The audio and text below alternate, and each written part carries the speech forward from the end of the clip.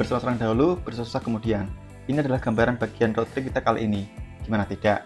Setelah bersenang-senang eksplor sebagian di kota Bengkulu, perjalanan pulang lewat lintas Barat Sumatera, kita hampir kehabisan solar dan kita harus melewati jalan bekas longsor malam-malam. Wah, degang tenan. Iya ki.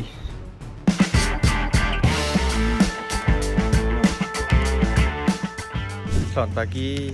Ini kita malah tiba di Bengkulu, di Borobudur. Dari kota ke sini kurang lebih 2 jaman. Tadi malam jalannya juga ada yang rusak, juga naik turun, dan sempat nyasar juga di kebun sawit. Oh ya, kita ini menginap di rumah temannya bapak.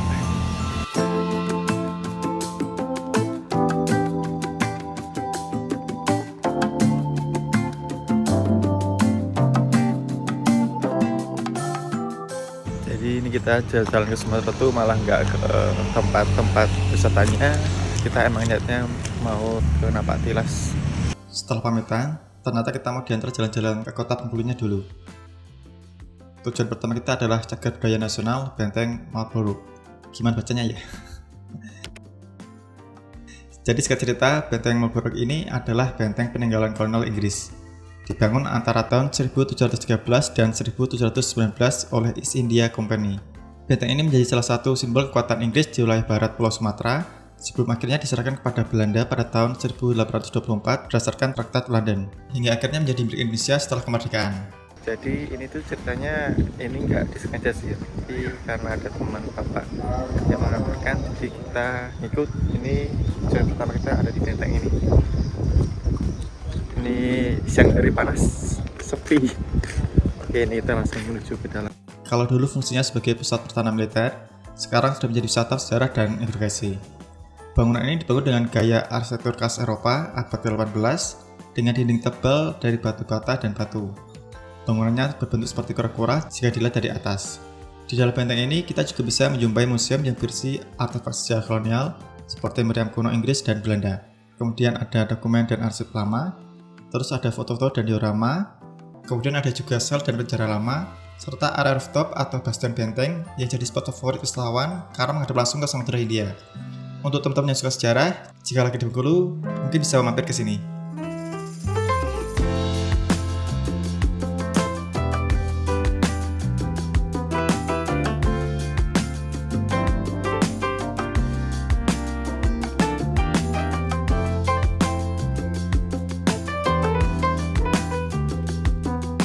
Aira, ini namanya meriam.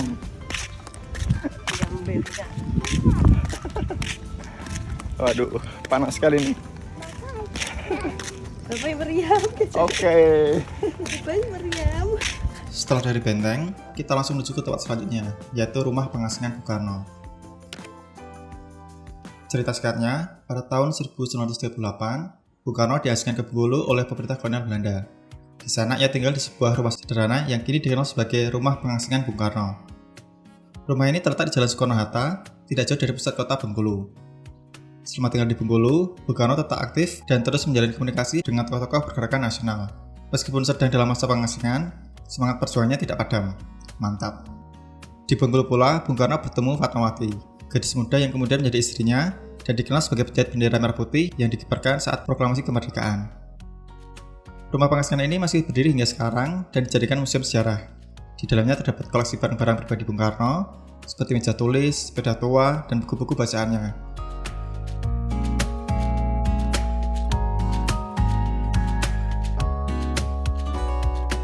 Banyak pelajar, wisatawan, dan peneliti yang datang ke sini untuk mengenal lebih dekat kehidupan Bung Karno saat masa pengasingan. Jadi tempat ini tidak hanya menyimpan cerita perjuangan, tapi juga menjadi saksi kisah cinta dan kehidupan seorang tokoh besar di masa sulitnya. Oke, ini kita lanjut ke Pantai Panjang. Pesona Pantai Panjang di Bengkulu. Jadi karena ibunya lagi meeting, ini saya ngomong Aira. Halo Aira. Pantai. Iya. P. Ini siang-siang main ke pantai, tambah gosong nih. Panas. Kalau lagi nggak pas di Bengkulu, kayaknya nggak mungkin deh kita main ke pantai pas siang bolong gini. panas.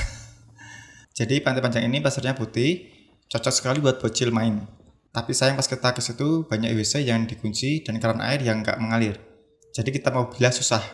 Alhasil kita malah pakai air mineral buat bilas. Duh, gimana nih pengelolanya? Oke, setelah dari pantai kita lanjut makan siang dulu. Sebelum kita lanjut ke Pelabuhan Bakauheni dan kita nyebrang ke Pulau Jawa. Selamat datang di kampung kecil. Terima kasih sudah berkenan menemani kita jalan-jalan singkat di Bengkulu. Dan tentunya makan siangnya mantap sekali. Ada perjumpaan, pasti ada perpisahan. Jadi kami harus pamit dan melanjutkan perjalanan menuju ke Pulau Jawa melalui jalan lintas barat Sumatera. Jadi kita berangkat dan pulangnya memilih jalan yang berbeda. Let's go!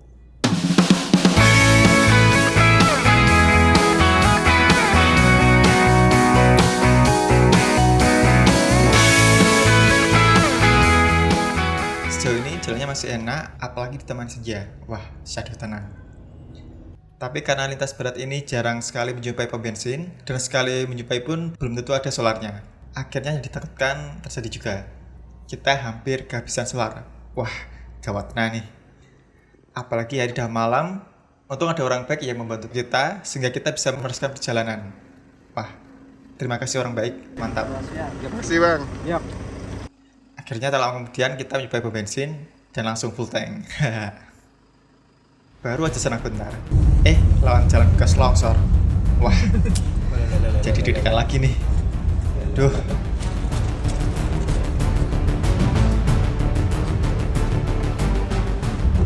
Tapi puji Tuhannya dapat dilewati dengan lancar. Malam yang cukup mencekam berganti pagi yang cerah. Selain jalan bekas longsor semalam, overall jalan lintas barat Sumatera ini sih jalurnya udah enak dan lumayan sepi. Jadi kalau buat road trip enak sih.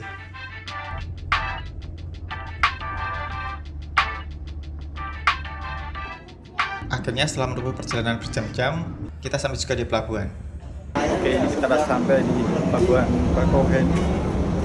Akhirnya kita mau kembali ke Pulau Jawa. Kalau beda sama Merak Cross ini tadi kita dapat penduduk yang longgar, jadi kita bisa bersantai. Ini cuacanya juga cerah, tapi agak mendung sih sebetulnya hujannya.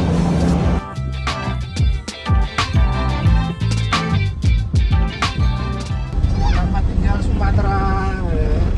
Sebelum pulang ke rumah, kita mau staycation dulu di Bandung. Hitung-hitung melepas lelah bentar.